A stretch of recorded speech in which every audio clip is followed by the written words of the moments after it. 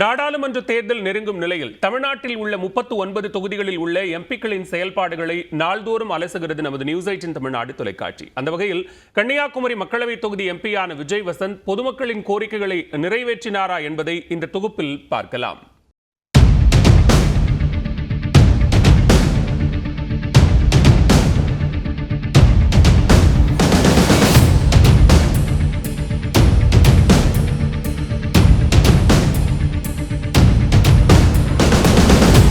இந்தியாவின் தென்முனையில் அமைந்துள்ள மக்களவை தொகுதி கன்னியாகுமரி. திருவள்ளுவர் சிலை, விவேகானந்தர் பாறை, முக்கடல் சங்கமம், திற்பரப்பு அருவி, இயற்கை எழில் கொஞ்சும் மலைத்தொடர்கள், பழமையான கோயில்கள், கிறிஸ்தவ தேவாலயங்கள், பள்ளி வாசல்கள் என ஏராளமான சுற்றுலா தலங்கள் இருப்பதால் தமிழ்நாடு மட்டுமன்றி பல்வேறு மாநிலங்களில் இருந்தும் சுற்றுலா பயணிகள் கன்னியாகுமரிக்கு வருகை தருகின்றனர். ரப்பர் உற்பத்தி, விவசாயம், மீன்பிடி போன்றவை இந்த தொகுதியின் பிரதான தொழில்களாக உள்ளன. கன்னியாகுமரி, நாகர்கோவில், குளச்சல், விளவங்கோடு, கிள்ளியூர், பத்மநாபபுரம் என 6 சட்டப்பேரவை தொகுதிகளை உள்ளடக்கியது கன்னியாகுமரி மக்களவை தொகுதி. கன்னியாகுமரி மக்களவை தொகுதி காங்கிரஸ் கோட்டை என்ற பெருமையை பெற்றது. தொடக்கத்தில் இருந்தே கன்னியாகுமரி மக்கள் தேசிய கட்சிகளுக்கு முக்கியத்துவம் அளித்து வருகின்றனர். இந்த நேரத்தில் 2 முறை காமராஜரை வெற்றி பெற வைத்த தொகுதி என்ற பெருமைக்குரியது கன்னியாகுமரி. 1951ஆம் ஆண்டு முதல் 1998ஆம் ஆண்டு வரை நடந்த 12 தேர்தல்களில் காங்கிரஸ், ஸ்தாபன காங்கிரஸ், தமிழ் மாநில காங்கிரஸ் என காங்கிரஸ் பாரம்பரியமிக்க கட்சிகளை வெற்றி பெற்றன. அதன் பின்னர் 4 தேர்தல்களில் காங்கிரஸ் கட்சிக்கு வாய்ப்பு நழுவிய நிலையில் 1999 மற்றும் 2014ஆம் ஆண்டு தேர்தலில் பாஜகவின் பொன் ராதாகிருஷ்ணன் வெற்றி பெற்றார். அதன் பின்னர் 2019ஆம் ஆண்டு காங்கிரஸ் சார்பில் போட்டியிட்டு வெற்றி பெற்ற வசந்தகுமார் 2020ஆம் ஆண்டு ஆகஸ்ட் மாதம் திடீரென மறைந்தார். இதையடுத்து இடைத்தேர்தலில் திமுக கூட்டணி சார்பில் களமிறங்கிய விஜய் வசந்த் 1,37,950 வாக்குகள் வித்தியாசத்தில் வெற்றி பெற்றார். அப்போது விஜய் வசந்த் 5,76,037 வாக்குகளையும் பொன் ராதாகிருஷ்ணன் 4,38,087 வாக்குகளையும் பெற்றனர். நாம் தமிழர் கட்சியின் அனிட்டீர் ஆல்வின் இடைத்தேர்தலில் 58,593 வாக்குகளை பெற்று கவனத்தை ஈர்த்தார். சென்னை நெல்லை இடையேயான வந்தே பாரத் ரயிலை நாகர்கோவில் வரை நீட்டித்து இயக்க நடவடிக்கை எடுத்தது.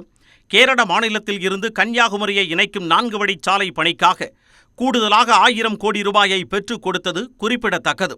நாகர்கோவில் சந்திப்பு மற்றும் நாகர்கோவில் டவுன் ரயில் நிலையங்களில் உள்கட்டமைப்பு மேம்பாட்டுப் பணிகள் நடைபெற்று வருவது, விமான நிலையம் அமைப்பதற்கான முதற்கட்ட ஆய்வுப் பணிகள் நடைபெற்றுள்ளது ஆகியவையும் விஜய் வசந்த் எம்பியின் முக்கியமான முயற்சிகளாக இருக்கிறது.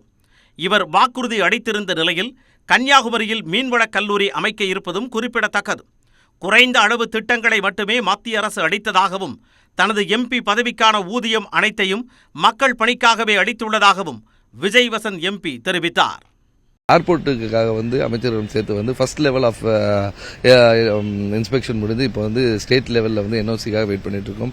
கூடிய விரைவில் குமரி மாவட்டத்தில் ஏர்போர்ட் வருவதற்கான எல்லா வாய்ப்புகளும் இருக்கிறது. எனது சொந்த இதில் மக்கள் பயன்பாட்டுக்காக ஒரு ஜேசிபியை எடுத்துக் கொடுத்து இளைஞர்களை ஊக்குவிக்கமாக கிரவுண்டுகளை ரெடி பண்ணுவது மட்டுமல்லாமல் சிறு குளங்களை தூர்வாருவது மட்டுமில்லாமல் ஓடைகளை தூர்வாருவது, இது மாதிரி எல்லா பயன்பாட்டுக்கும் நம்ம அதை செயல்பட்டு வந்துட்டு இருக்கோம்.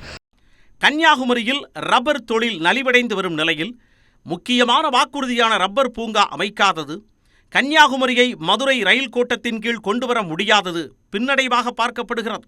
நெய்யாறு இடதுகரை கால்வாயில் தண்ணீர் திறப்பதை கேரளா நிறுத்தி 20 ஆண்டுகளை கடந்துவிட்ட போதும் மீண்டும் தண்ணீர் திறக்கும் நடவடிக்கை நிறைவேறவில்லை. கேரளாவில் இருந்து கன்னியாகுமரியை இணைக்கும் 4 வழிச்சாலை கேரள எல்லை வரை நிறைவடைந்துள்ள நிலையில் தமிழ்நாட்டில் உள்ள பகுதிகள் மட்டும் கிடப்பில் உள்ளது அதிருப்தியை ஏற்படுத்தியுள்ளது. பத்மநாபபுரம் அரண்மனை மீதான கட்டுப்பாடு கேரள அரசிடம் இருந்து தமிழ்நாடு அரசுக்கு மாற்ற முயற்சி எடுப்பேன் எனவும் கூறியுள்ளார். நாகர்கோவில் ஆசாரிப்பள்ளம் அரசு மருத்துவக் கல்லூரி மருத்துவமனையில் கேன்சர் சென்டர் அமைப்பது, அரசு விவசாய கல்லூரி, ஐடி நிறுவனம், விமான நிலையம், மீனவர்களுக்கு பேரிடர் காலத்தில் உதவும் வகையில் ஹெலிகாப்டர் தளம், சுற்றுலா தலங்களை மேம்படுத்த தனி திட்டம் வாக்குறுதியாகவே நின்றுவிட்டதாக மக்கள் கூறுகின்றனர். சுற்றுலா தலங்களை மக்களுக்கு கவர்றது மாதிரி நிறைய திட்டங்கள் கொண்டு வரதா சொல்லியிருந்தாங்க. எந்த திட்டமுமே அவங்க கொண்டு வரவில்லை. புயல் காற்றுகளால் இங்கே பல உயிரிழப்புகள் ஏற்படும் போது நம்ம ஒரு ஹெலிகாப்டர் இறங்குதளம் இருந்தால் மக்களை உடனடியாக மீட்டு கொண்டு இங்கே வரலாம். கன்னியாகுமரி தொகுதியில் விஜய் வசந்த் மீண்டும் போட்டியிட்டால் கடும் சவாலை சந்திக்க நேரிடும் என்பது நிதர்சனம். நியூஸ் 18 தமிழ்நாடு தொலைக்காட்சி செய்திகளுக்காக ஒளிப்பதிவாளர் ஐயப்பனுடன் செய்தியாளர் சஜயகுமார்.